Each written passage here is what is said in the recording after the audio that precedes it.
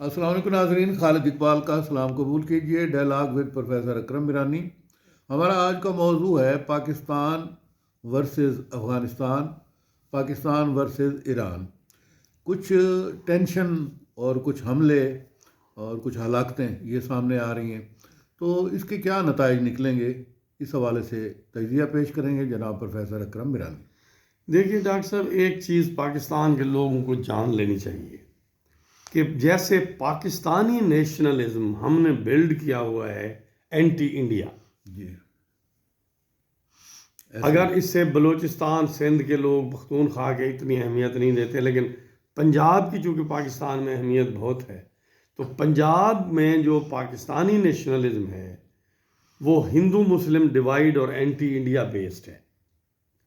اسی طرح جو افغان نیشنلزم ہے وہ بھی اینٹی پاکستان ہو گیا ہے۔ اچھا، جب سے پاکستان بنا ہے اس زمانے سے ہی تھوڑی تھوڑی کنفنٹریشن شروع ہوئی، اب بہت پیک پہ پہنچی ہوئی ہے۔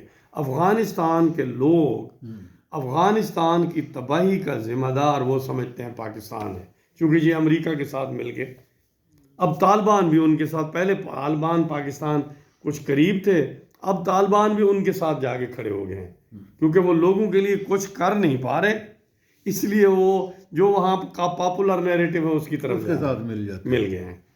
اب وہاں سے ٹیررزم پاکستان آ رہی ہے، تحریک طالبان لاتی ہے۔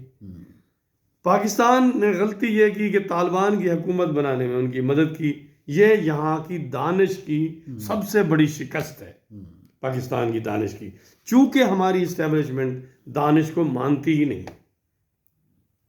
سارے انٹلیکچوئل کہتے رہے کہ آپ یہ بہت غلطی کر رہے ہیں، لیکن اب وہ اس کا نتیجہ سامنے آ گیا۔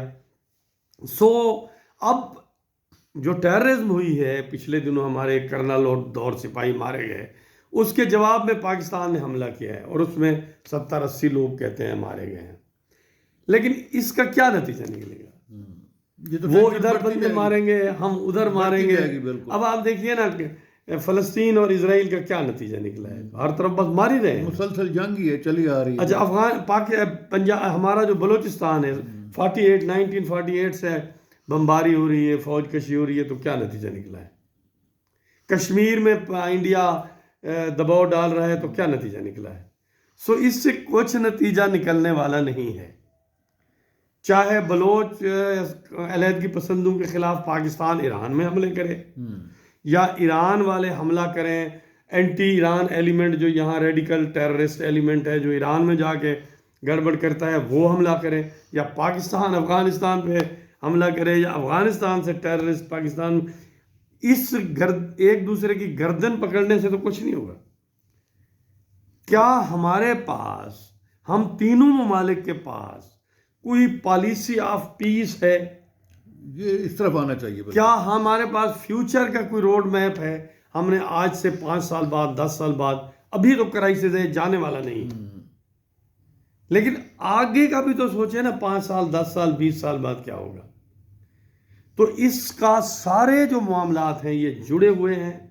کشمیر کا ایشو، افغانستان کا ایشو، بلوچستان کا issue, Pakistan India tension, India Pakistan Afghanistan tension, Iran اور پاکستان، یہ جڑے ہوئے ہیں، اور چاروں ممالک کو چاہیے کہ وہ مل بیٹھیں اور کوئی راستہ نکالیں۔ اور اس کے لیے ہم پہلے بھی کئی دفعہ عرض کر چکے ہیں کہ SCO بہترین فورم ہے،